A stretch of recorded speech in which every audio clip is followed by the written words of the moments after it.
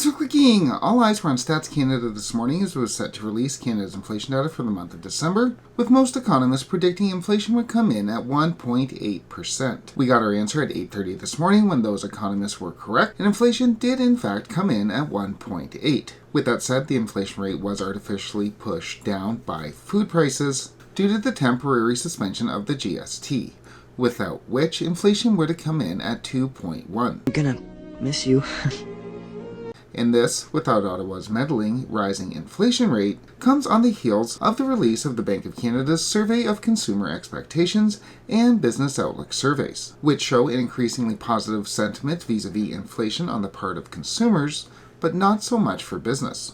In fact, those tariffs, from which we thought for a brief moment yesterday we would get a reprieve, and then not so much, are weighing heavy on the minds of Canadian businesses. Given that the Bank of Canada relies on these surveys when they're deciding whether or not to cut or raise interest rates, then I think the data contained therein will leave the bank at least some more room to continue to cut rates. So what I want to do today is go over Canada's inflation data for the month of December, take a look at the Canadian Survey of Consumer Expectations and the Business Outlook survey, as well as some of their issues, and then discuss what to look for next. As we'll see today, we have a bit of a mixed bag with December's inflation reading, though my guess is the appearance of a slowing inflation rate will give the Bank of Canada the ammo it needs to reduce rates at the January 29th interest rate announcement. We'll obviously have an update out on that announcement and the press conference following thereafter on this channel. Click like and subscribe if you want to get those updates, but for now, let's get into this inflation data.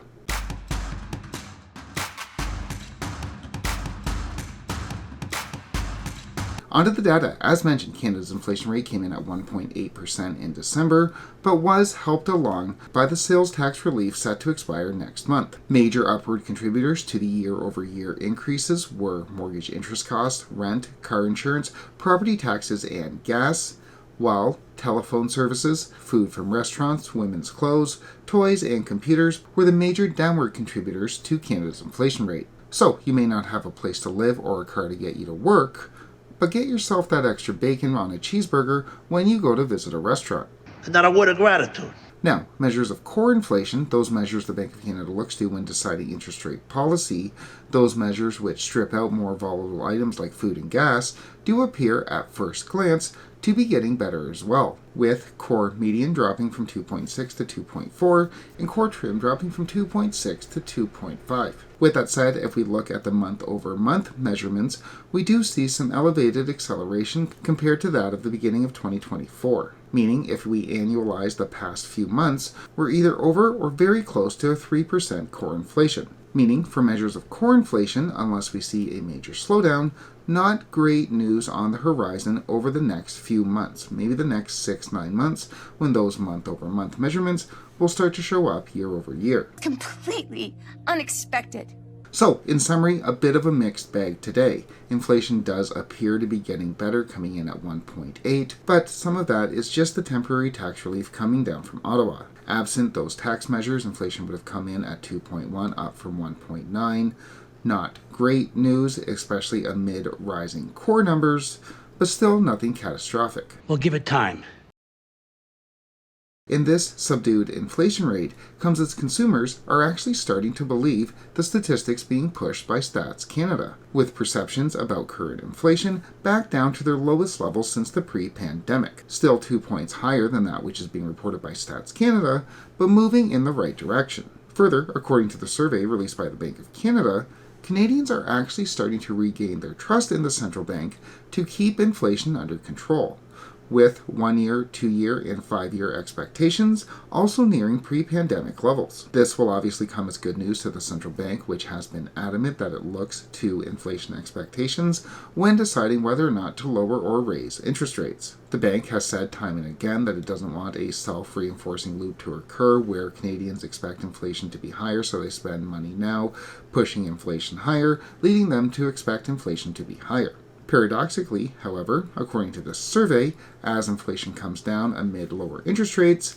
Canadians are now planning to spend more. Canadians are now expecting to spend more on vacations, restaurants, and essential purchases, which does seem a bit strange. As we saw earlier, Canadians are expecting inflation to come down, but at the same time are now expecting to spend more on essentials. In fact, according to the survey at least, Canadians now expect inflation on rent, food, and gas to be the same as it was pre-pandemic. So, in summary, according to these survey results, Canadians expect to spend relatively more over the next 12 months than they expected to the last time they completed this survey, when, back then, they expected inflation to be higher. That makes sense. I mean, Those two stats don't really line up and do point to the limits of relying on survey results.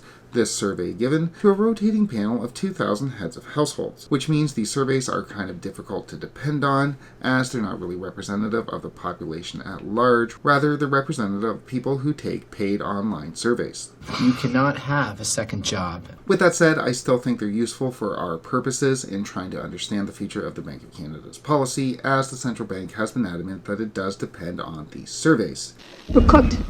Regardless though, inflation expectations are getting better as Canadians now plan to spend more into the economy as their financial situation improves. And the bank summarized its view of this data, noting that Canadians are spending more on interest rate cuts and the expectation of more interest rates to come. With that said, businesses, on the other hand, are actually expecting inflation to go the other way, with the expectations on 1, 2, and 5 year increasing, with some businesses mentioning the potential tariffs coming from down south as the reason for the rise in expectations. When asked specifically about said tariffs, about 20% of business respondents expected elevated costs to be higher on said tariffs, with 18% expecting price increases from the same. As a result, while consumers appear to be getting more confident, business confidence appears to be getting worse, falling since the previous quarter. So, while consumers, or at least those that take paid surveys, appear to be a bit more confident on Canada's economic trajectory and are ready to spend, businesses not so much, growing increasingly worried about the potential for tariffs coming from down south. And businesses aren't the only ones worried about these tariffs. I think the central bank is very much worried about them as well.